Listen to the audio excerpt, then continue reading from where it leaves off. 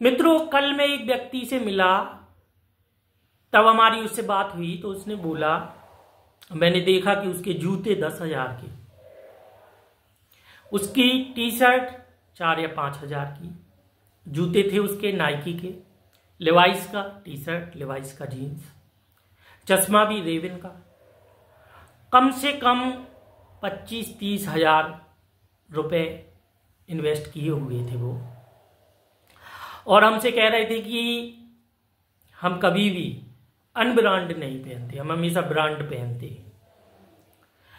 हमने उनसे कहा, आप ब्रांड हो? बोले, हम कैसे ब्रांड? इंसान थोड़ी ना ब्रांड होता। हमें इंसान भी ब्रांड होता। आप ब्रांड पहनो नहीं, आप ब्रांड बनो, फिर आप जो पहनेंगे वो ब्रांड हो जाएगा।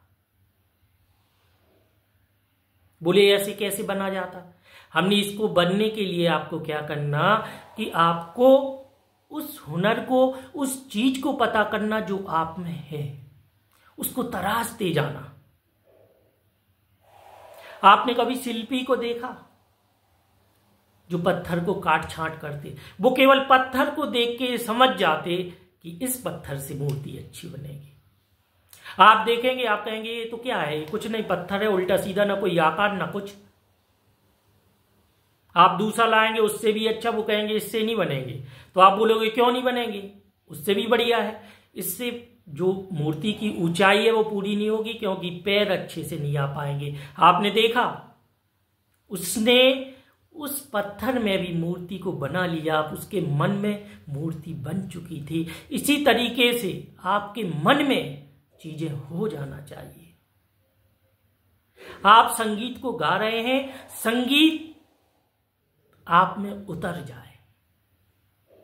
आप चीजों को समझा रहे हैं, चीजें समझाने से आपके दूसरों के अंदर वो उतरने लगे।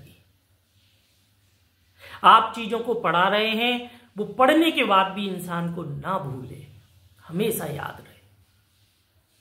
आप यदि ऐसा करेंगे, अपनी हुनर पे ध्यान देंगे, आप अपने जीवन में उस परिणति को पालेंगे जिस परिणति को कोई नहीं पा सकता।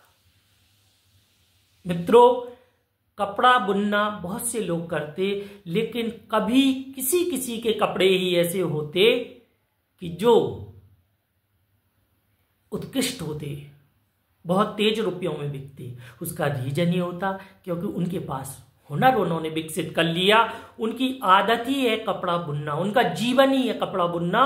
उनका बुना हुआ कपड़ा लोग हाथों हाथ खरीदते हैं। आपने सुना होगा, कबीरदास जो हैं वह एक जुलाहा थे, उनका कपड़ा इतना उन्नत था कि दूर दूर से लोग लेने आते थे। उनके आसपास और भी लोग कपड़ा बुनते थे, लेकिन बस उन्हीं का कपड़ा लोग खरीदना चाहते थे। और ऐसा नहीं है कि उनका कपड़ा सेम सब लोगों की तरह था, बिल्कुल नहीं था, क्योंकि उन्होंने उसे बुना था आत्मा के वेश में। ऐसे ही आपको भी कोई चीज करना है, बिल्कुल आत्मा के वेश में। आप देखना, आप चीजों को अद्भुत तरीके से करेंगे। जिस काम में आप खो जाएं, आप गाना गाते हैं खो जाएं, आप पढ़ाई करते हैं खो जाएं, आप कुछ सुना रहे हैं खो जाएं। जैसे हम कुछ बोल रहे, खो गए, हमें पता ही नहीं है कि हमें कितना बोलना। सोच रहे 2 मिनट बोलना था, बोल दिए 4 मिनट, और हम रुकना भी नहीं चाहते। क्यों? क्योंकि जो अभी निकल रहा हो सकता बंद करने के बाद ना निकले। खो जाना है आपको। जब आप चीजों में खोने लगेंगे, तब आप चीजों को समझने लगेंगे, चीजों के नजदीक जाने लगेंगे और तृप्ति का एहसास करने लगेंगे।